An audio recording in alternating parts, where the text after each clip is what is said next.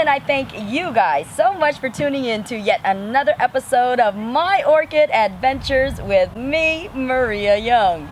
Okay, so you guys have been asking me exactly what's going on with the Vanda that literally got nailed.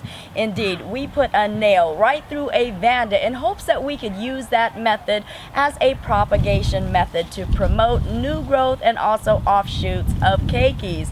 So today I'm going to give you an update of exactly what's been going on with that.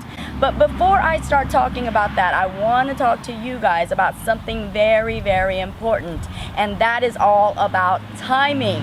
Timing is of the essence. Anytime you're doing any major work on orchids, especially if you're using propagation methods, if you're doing experiments, or if you're rescuing your orchids, because you have to understand that in order for you to do all of those things, there is a process where it has to recover. And it's going to take a couple of months before it can even begin to bounce back, where you're going to notice a definite change and a growth in that orchid. So timing again is of the essence, because you do not want to run into any of the cold season or even the winter autumn season, any time where it's going to get cold, and orchids have a tendency to slow down in its growth.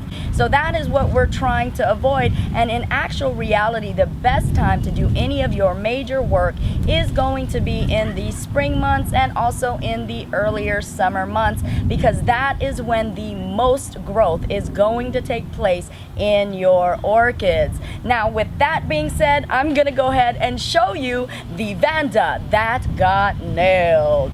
Dun-dun-dun-dun.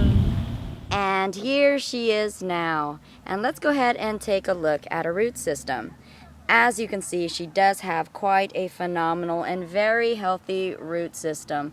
Indeed, very tremendous, and I'm very happy to note that it was not affected by the cold in any way, and indeed it did maintain its health throughout. Now let's take a closer look at the actual area where we hammered a nail right through her stem area. As you can see right here, and also right here are the areas where we actually put the nail right through. Now, of course, you are noticing that blackened area in both cases, and it is discolored, but that's to be expected. Again, I stated we put a nail right through her. So in this case, as you can see, that blackened area did not spread at all, so therefore she did recover from those wounds. Now, her foliage system was actually what was most affected by the cold winter season. As you can see, a very deep discoloration of that maroon, dark purple burgundy that you're seeing in the leaf area. Also, you're going to note that I had to actually cut off certain leaves here that actually yellowed out and browned and then eventually dried off because of the cold. And you're also seeing this yellowing. That is all the effect of the winter frost that she did endure. So indeed, that was the most of the devastation that occurred with her. And if you guys remember, I did talk about some nubbins that were actually growing on her stem area. Well, these are the nubbins right here, and there's actually 4 where they were once green.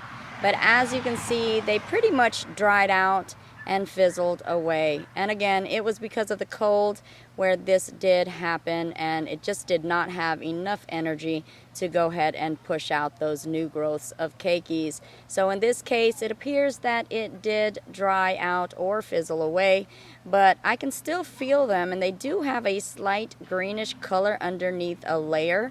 So I'm thinking perhaps there still may be a chance. We'll just have to see. And with that being said, and all of the circumstances that this Vanda has actually had to undergo, indeed, it does appear that this propagation method was not successful. But the story does not end there, folks, because indeed, there still is happy news. And if we take a look up, there it is, right there, as she proudly blooms yet again, exclaiming to the world that indeed she is a survivor.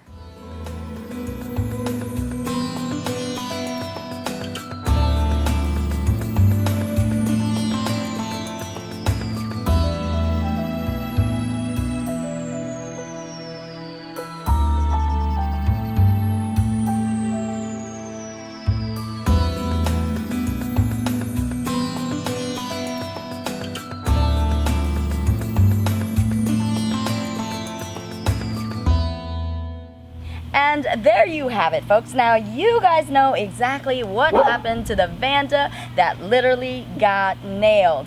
And I have to tell you, even though we did not receive 100% of what we hoped for and what we expected, I firmly believe that it was because my timing was way off.